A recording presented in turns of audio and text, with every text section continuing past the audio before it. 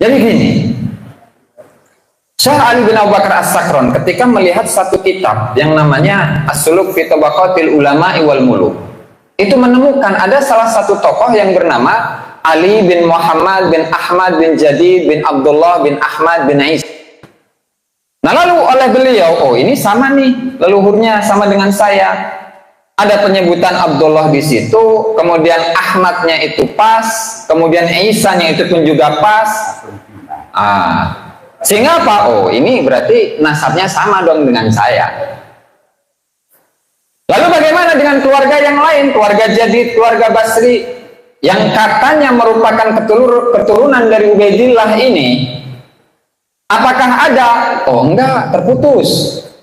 Kenapa? Karena di awal-awal abad ke-7 Hijriah keturunannya sudah habis, keturunannya sudah nggak ada, ya kan? Sehingga yang berhak, yang berhak dan merasa yang paling memiliki nasab tersebut adalah keluarga dari Ali bin Abu Bakar As-Sakron yang disambungkan nasabnya kepada Imam Ubaidillah.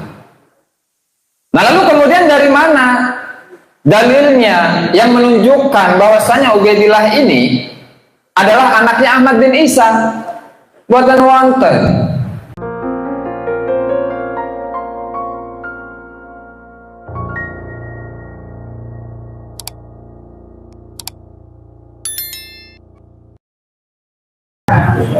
Assalamualaikum warahmatullahi wabarakatuh. Bismillah, alhamdulillah, salatu wassalamu ala rasulillah Muhammad ibn Abdullah wa ala alihi wa sahbihi wa mawala wa la hawla wa la quwwata illa billah. Rabbi shrah li sadri wa yassir li amri wa hlul 'uqdatan min lisani yafqahu qawli, amma ba'du. Para hadirin, hadirat, para kesepuhan, wabil khusus guru saya yang mulia Kiai Haji Muhammad Sirajuddin, kepada guru saya Gus Solah, Kiai Solah deh. Jadi beliau udah Kiai, jadi manggilnya jangan Gus, Kiai Solah. Begitu juga dengan Ketua PCNU Kabupaten Grobogan, Al-Mukarram wal Muhtaram Kiai Haji Wan Ahmad Fadil. Sayyid. Makanya Habib enggak ya? Enggak. Serta para kiai-kiai, ulama-ulama, asatid, para asatidah, para tokoh-tokoh kesepuhan yang menghadiri acara kita pada malam hari ini, yaitu membedah pemikiran Kiai Haji Imaduddin dengan judul Menakar Kesohihan Nasab Habaib di Indonesia. Seperti yang disampaikan Gus Solah, judulnya ngeri. Tetapi karena latar belakang yang kita gunakan itu adalah sisi keilmuan, jadi nggak ada istilah kualat-kualatan, ilmu keilmuan nih Kiai. Sehingga sesuai dengan pesan yang disampaikan oleh almarhum Mbah Yai Hamzah Madni sebagai guru saya, orang tua saya, dan alhamdulillah masih diaku oleh putra-putra beliau nih Gus. Alhamdulillah pada kesempatan yang berbahagia ini kita dapat bertemu, bertatap muka, bermuajahah, bersilaturahmi bersama-sama serta bertukar pikiran dalam rangka membahas satu kajian yang sampai saat ini masih ramai dibicarakan oleh kalangan santri-santri, ulama-ulama, bahkan generasi Z, anak-anak muda. Dan tentu saya sangat berterima kasih sekali kepada Al-Mukarram Wal-Muhtaram Kiai Haji Muhammad Sirajuddin, atau yang lebih akrab disebut dengan Gus Didin, karena beliau masih mengakui saya, dan hal ini mengingatkan saya kepada masa lalu bahwa didikan dari kiai-kiai Nusantara itu beda.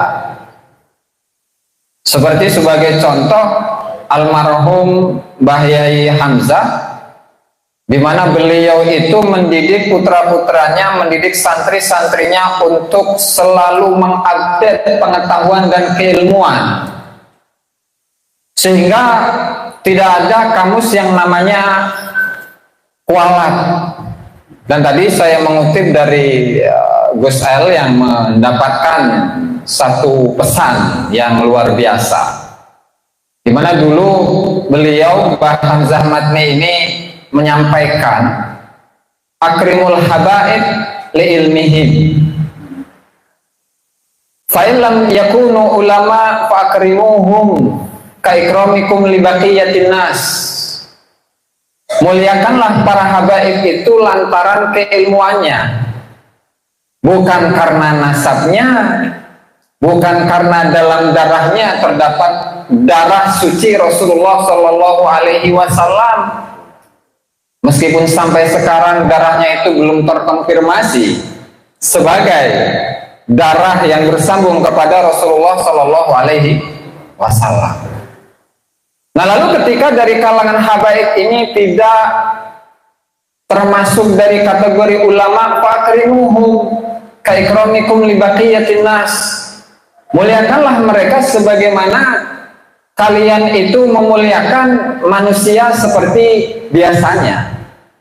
Nah, artinya dari pesan ini kita dapat mengambil sebuah pelajaran. Ya udah sih, biasa-biasa aja kalau memang bukan ulama. Tidak terlalu atau jangan terlalu memulia-muliakan nasab, apalagi nasab yang diklaim sebagai nasab yang tersambung kepada Rasulullah, yang diklaim sebagai nasab yang paling sahih sedunia dari nasabnya Ahlul Bait. Jangan, tetapi muliakanlah seseorang itu lantaran keilmuan yang dimilikinya.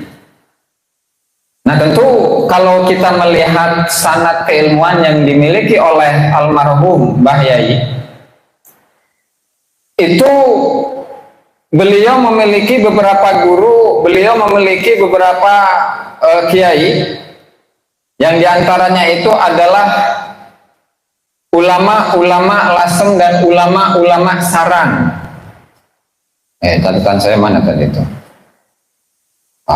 Sebentar. Oh, catatannya hilang, Gus.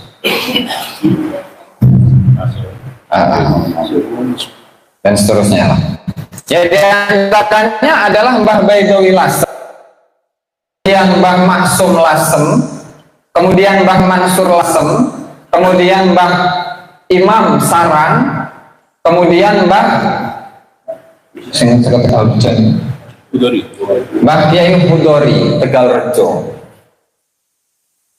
Dan tentu ini menjadi satu gambaran bagi kita bahwa silsilah sanad keilmuan yang dimiliki oleh Ponpes Mambal A'la itu bersambung kepada ulama-ulama Nusantara.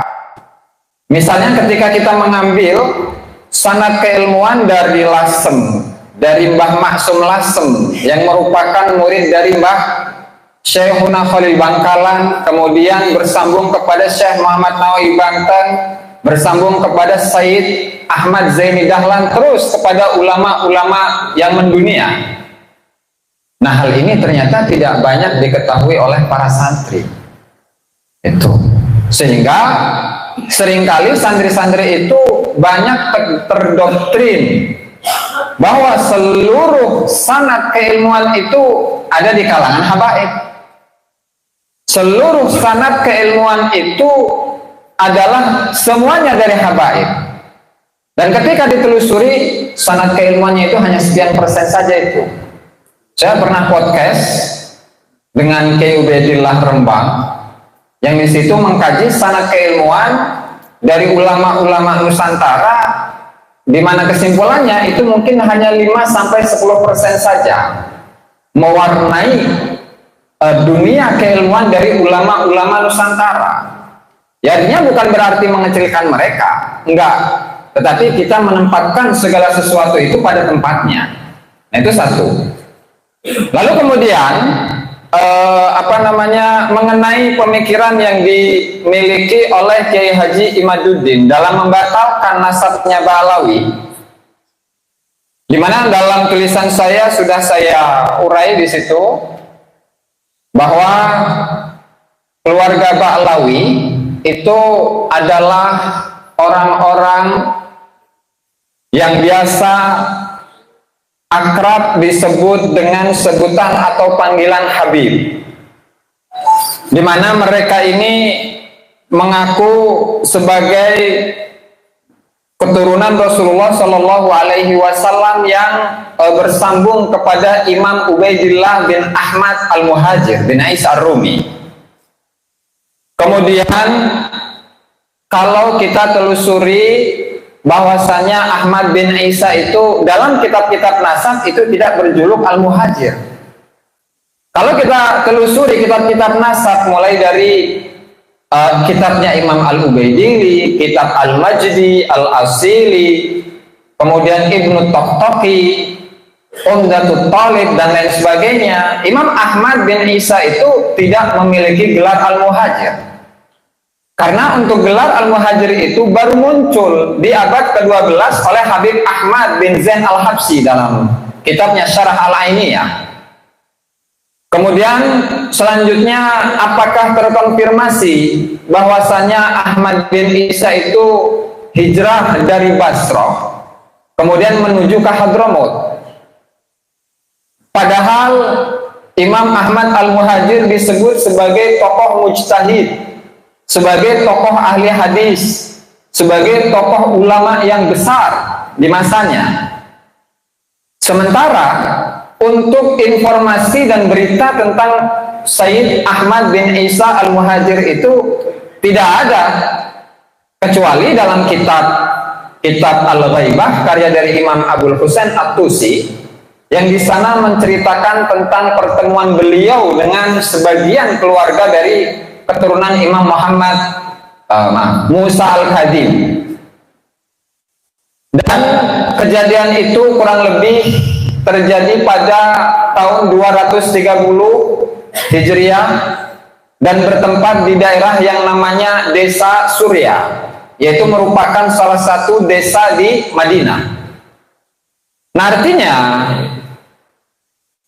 di tahun-tahun awal kedatangan Ahmad bin Isa Al-Muhajir yang diklaim oleh Ba'alawi itu sama sekali tidak dikonfirmasi oleh kitab-kitab sejarah. Nah, sehingga untuk pertama kalinya yang menyusun, pertama kalinya yang mencatat, menulis, menyambungkan silsilah keluarga dari Ali bin Abu Bakar As-Sakran itu adalah Ali bin Abu Bakar As-Sakran itu sendiri. Karena memang di zaman sebelum Ali bin Abu Bakar As-Sakran tidak ditemukan catatan apapun. Dan hal ini disampaikan oleh Syekh Ahmad bin Abdul Karim Al-Hasawi dalam kitabnya Tathbitul Fuad fi Majmu' Kalam Habib Abdullah bin Alwi Al-Haddad. Saya bacakan redaksinya, di mana Syekh Ahmad bin Abdul Karim Al-Hasawi menyampaikan, wasami'tu anna awwala man ibtada'a kitabataha Asy-Syaikh Ali bin Abu Bakar wa tatabba'a buyuta ansadihim wa qabailahum wa ashkhasahum al-mutafarriqa fil buldanil ba'idah wa asbatu fiha ila waqtina hada. Saya mendengar bahwa pertama kali yang menyusun syajarah nasab atau pohon nasab dari keluarga Ba'alawi adalah Syekh Ali bin Abu Bakar As-Sakran. Beliau menelusuri keluarga-keluarga yang senasab dengannya, kabilah-kabilah, tokoh-tokoh dan tokoh-tokoh Ba'alawi yang tersebar di daerah-daerah yang jauh, dan nama mereka ditulis sampai hari ini, yaitu sekitar tahun 1130-an. Nah, kemudian hal yang serupa juga disampaikan oleh keluarga internal Ba'alawi sendiri, yaitu Habib Abdullah bin Abdurrahman bil Faqih dalam kitabnya yang berjudul Ithaf Bani Alawi. Maka beliau mengatakan fa awwalu man sannafa fihi, maka pertama kali tokoh yang menyusun nasab Ba'lawi adalah Syekh Imam Syamsuddin Abdul Hasan Ali bin Abu Bakar bin Syah As-Segaf, yaitu Ali bin Abu Bakar As-Sakron, dalam kitabnya yang bernama Al-Jawahirus Saniyah bi Nisbatil Itrah Al-Husainiyah. Nah, artinya dari keterangan ini kita bisa menyimpulkan bahwa memang hal ini terbukti bahwa penyusun nasab Ba'lawi untuk pertama kalinya itu adalah Syekh Ali bin Abu Bakar As-Sakron dalam kitabnya Al-Burqatul Musyiqah fi Dzikri Ilbasil Khirqatil Aniqah. Nah, lalu bagaimana isi dari kitab ini? Nah, ternyata kalau kita telusuri juga kitab ini Al-Burqatul Musyiqah fi Dzikri Ilbasil Khirqah, isinya pun juga asumsi. Karena di sana di halaman 150 beliau menyebutkan waqad fahimtu mimma taqaddama awalan manqulan min tarikhil janadi wa talkhisil awaji wa sabaqa bihil kalam fi tarjamatil imam Abil Hasan Ali bin Muhammad dan seterusnya, di mana saya telah memahami yang tarikh al-janadi, yaitu kitab as-suluk wal muluk. Begitu juga dari kitab Talkhis karya dari Imam Al-Awaji ketika membahas tentang biografi dari Ali bin Muhammad bin Jadid, yang kemudian di sana disebutkan ketersambungan Ali bin Muhammad bin Jadid kepada Abdullah. Sementara leluhur dari Ali bin Abu Bakar As-Sakron itu namanya Ubaid. Nah, maka kemudian ditafsirkanlah oleh Syekh Ali bin Abu Bakar As-Sakron dengan bahwasanya leluhur beliau yang bernama Ubaid ini merupakan tasghir atau pengecilan namanya dari Abdullah, kemudian menjadi Ubaidillah, kemudian menjadi Ubaid, lantaran ketawaduan yang dimiliki oleh Imam Abdullah ini, sehingga untuk menunjukkan ketawaduan ini adalah dengan merubah nama beliau menjadi Ubaid. Nah, sementara untuk data-data pendukung bahwasanya dari mana kita tahu bahwa Abdullah ini kemudian berubah namanya menjadi Ubaid, tidak ada. Dari mana dalilnya, buktinya, ulama-ulama yang sezaman dengan Ubaidillah yang menunjukkan bahwa tokoh dari Imam Ubaidillah adalah seorang tokoh yang memang besar di kalangan para ulama, seorang imam yang sangat besar, seorang ilmuwan yang luar biasa. Itu pun juga tidak kita dapati dari statement yang disampaikan oleh Syekh Ali bin Abu Bakar As-Sakron. Nah, pada ujungnya ini merupakan asumsi, merupakan dugaan, merupakan penafsiran yang dilakukan oleh Syekh Ali bin Abu Bakar As-Sakron dalam rangka menyambungkan nasab beliau kepada Rasulullah Shallallahu Alaihi Wasallam. Lalu bagaimana latar belakangnya? Jadi gini, Syekh Ali bin Abu Bakar As-Sakron ketika melihat satu kitab yang namanya As-Suluk fi Tabaqatil Ulama'i wal Muluk, itu menemukan ada salah satu tokoh yang bernama Ali bin Muhammad bin Ahmad bin Jadid bin Abdullah bin Ahmad bin Isa.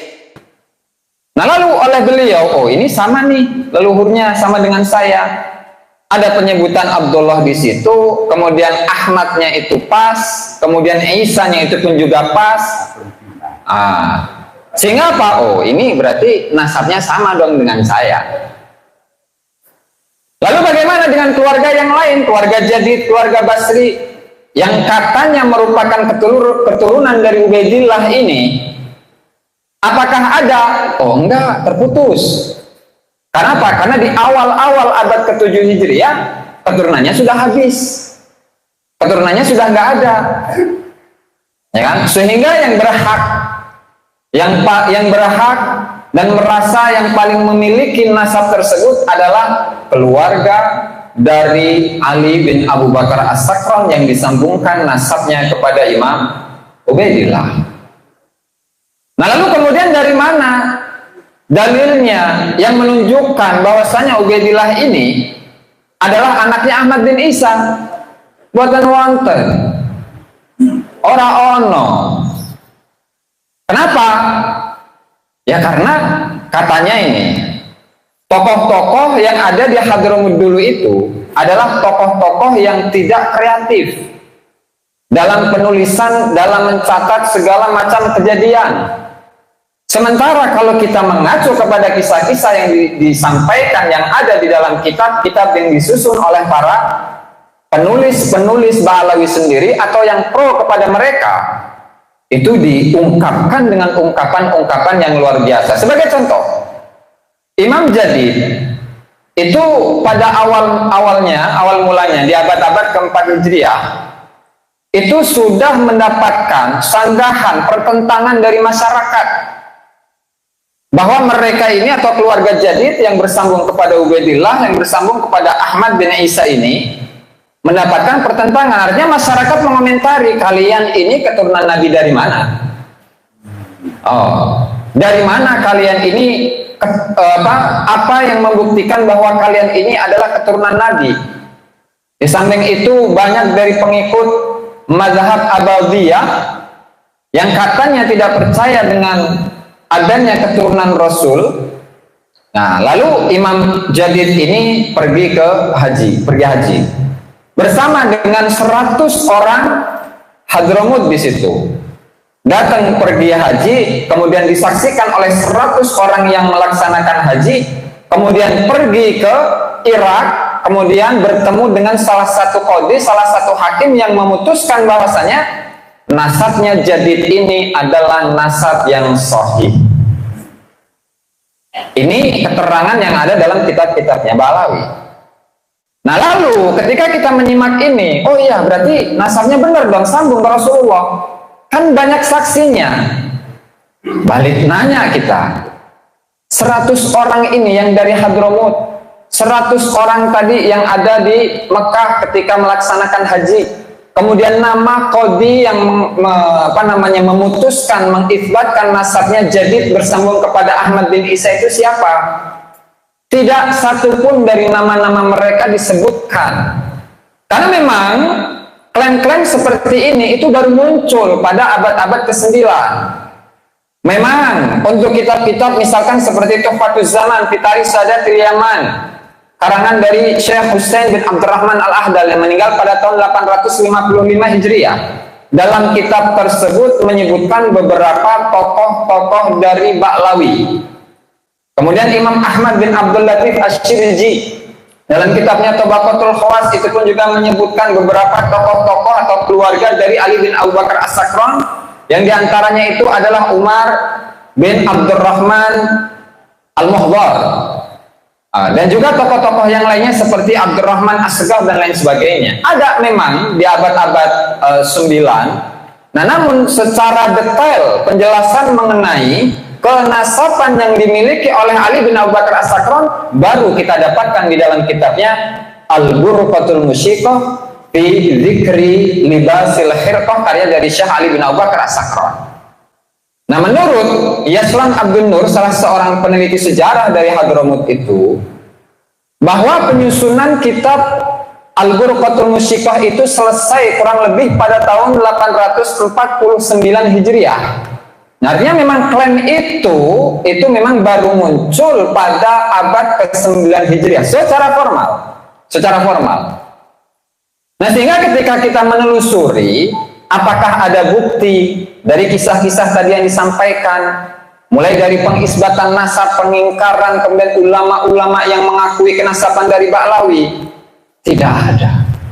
Ternyata data-data itu adalah data-data yang memang disusun oleh Syekh Ali bin Abu Bakar As-Sakran serta pengikutnya untuk kenasaban yang dimiliki oleh beliau, sehingga beliau itu mendapatkan otoritas keagamaan di masyarakatnya.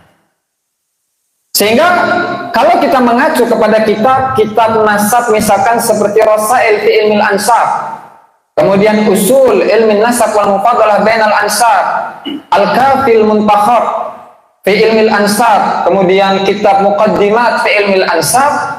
Nah, di dalam kitab-kitab nasab tersebut ketika menjelaskan tentang beberapa cara untuk mengisbatkan nasab, yang diantaranya adalah syuhrah dan istifadah. Nah, di sana disyaratkan bahwa syuhrah itu harus antakuna syuhratu qadimatan. Syuhrahnya itu harus lama. Bahkan Syekh Mahdi Ar-Rajai, salah satu nama nasab yang berasal dari Iran, dalam kitabnya Al-Muqibin min Al-Abi Talib, ketika menjelaskan tentang syuhrah dan istifadah, syuhrah itu kan terkenal atau populer, sementara istifadah itu menyebar. Menyebarnya nasab Ba'lawi itu adalah semenjak munculnya kitab Al-Burqatul Musyiqah, kemudian disusul oleh kitab Al-Juz'ul Latif fit Tahkim Syarif karya dari Abu Bakar bin Abdullah Al-Idrus, kemudian disusul oleh Muhammad bin Abi Khirid dalam kitabnya Ghurarul Baha'id Dawi. Terus dari masa ke masa, dari generasi ke generasi, itu berkesinambungan sehingga populerlah nasab itu. Karena memang ada promosi dengan mendatangi ulama, ya misalkan seperti Syamsuddin As-Sakhawi, Imam Ibnu Hajar Al-Haytami, kemudian Al-Tayyib bin Umar Bamahromah, kemudian Muhammad Murtada Az-Zabidi dan lain sebagainya. Nah, ulama-ulama itu menerima nasab itu begitu saja. Nah, sementara dalam ilmu nasab itu harus ada penelitian. Seperti yang disampaikan oleh Fuad bin Abdul Ghaib dalam kitabnya Usul Ilmi Nasab wal Mufadalah Bainal Ansab.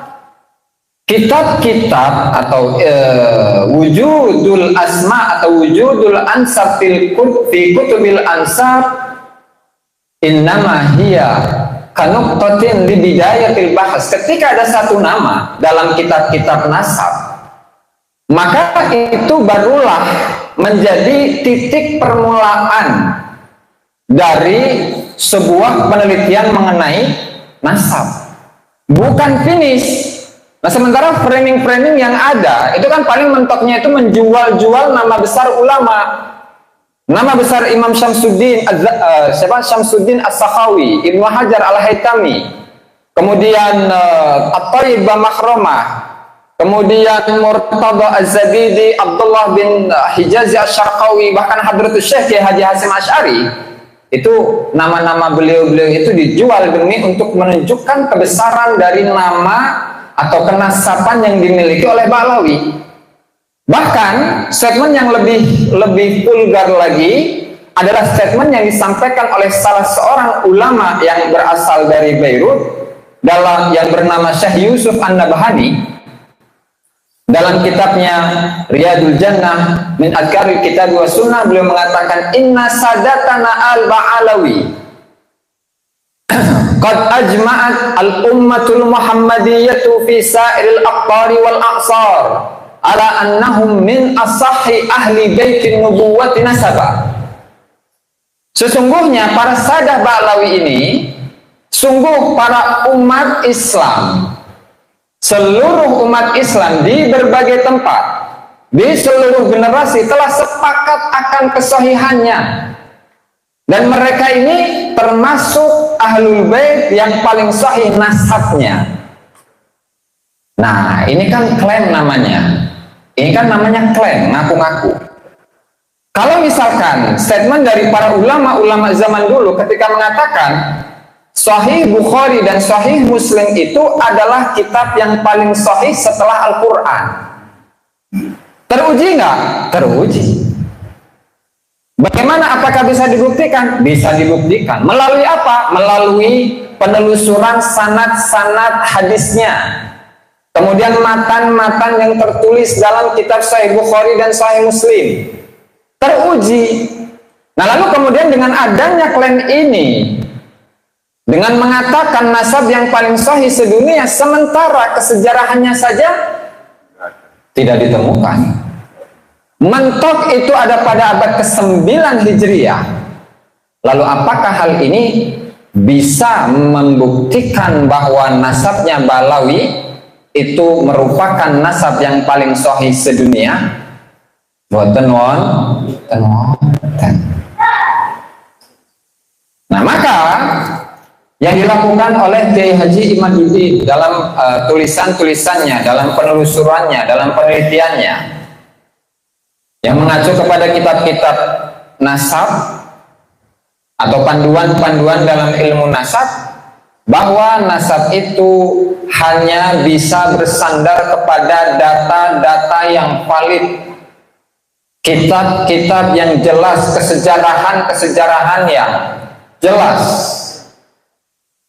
Nah, lalu bagaimana ketika sebuah kitab yang di situ isi kitabnya ini isinya adalah mengunggul-unggulkan leluhurnya, kemudian mengaku-ngaku bahwa leluhurnya ini memiliki keilmuan yang luar biasa, diakui oleh banyak ulama dan seterusnya.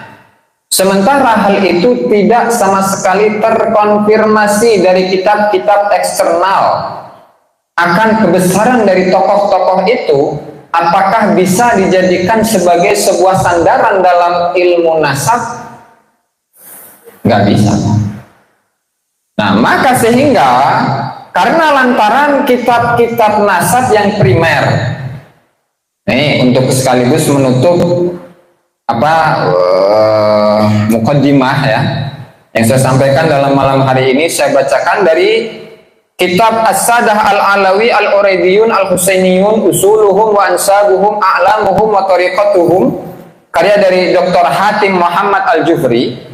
Di halaman 119 di sana menyebutkan wa'lam anna adama dzikri nasabin aw fakhidin fi kitabin la yaqdi bi'adami wujudihi.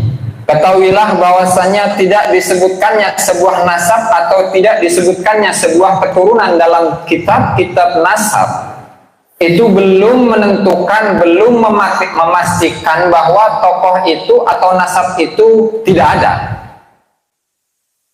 Kecuali illa idza adima wujuduhu indal kutubil mu'tamadatil ukhra fil fan, kecuali ketika memang wujud dari nasab tersebut tidak ada di dalam kitab-kitab nasab yang primer. Berarti kitab-kitab nasab yang primer ada di abad-abad awal, ada di kitab-kitab abad keempat, abad kelima, abad keenam, ya mentok abad kesembilan lah. Terakhir itu Umdatul Talib itu. Karya dari mana kalau nggak ada? Apakah betul tidak adanya sebuah nama itu bukan berarti tidak ada? Betul, belum tentu. Nah, tetapi ketika memang nasab tersebut tidak ada, korinah-korinahnya, data-data pendukung itu tidak ada, ya maka mau bagaimana kita bisa menentukan bahwa nasab itu ada? Ya, artinya ketika sebuah nama memang tidak disebutkan dalam kitab-kitab primer, ya nggak masalah, tapi harus didukung oleh al-qara'in wa syawahid. Kemudian ma'ar-ruq'ah, harus ada catatan yang dekat dengannya. Kemudian ma'asyuhrah, harus ada syuhrah atau kepopuleran nasab tersebut. Dan kalau berbicara kepopuleran nasab tersebut, itu harus dari generasi ke generasi. Harus dari generasi ke generasi, mulai dari masanya Ahmad bin Isa sampai kepada masanya Ali bin Abu Bakar, yaitu tokoh yang pertama kali menyebutkan dalam kitabnya, yaitu nasab dari Ba'lawi yang disambungkan kepada Rasulullah Shallallahu Alaihi Wasallam. Sehingga itulah pemikiran utama yang dimiliki oleh Kiai Haji Imaduddin dalam membatalkan nasabnya Ba'lawi. Jadi salah besar ketika yang dijadikan dalil itu hanya kitab Asy-Syajaratul Mubarakah, itu hanya satu dari sekian dalil, Kiai.